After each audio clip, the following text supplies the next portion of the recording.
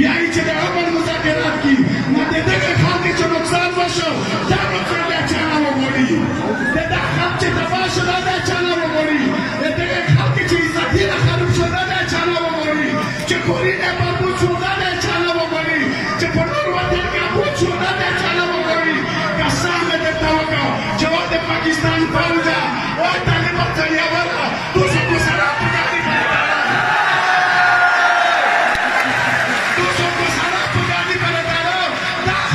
کسی پتر روڈی نوکی تکاوا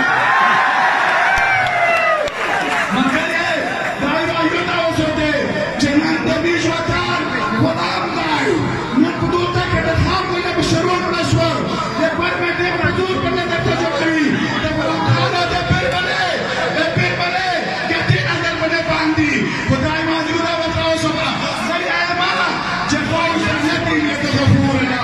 باو داتا کانتی بھی چکہ داکشی لائی پشواندی ابن فروشی زدارتا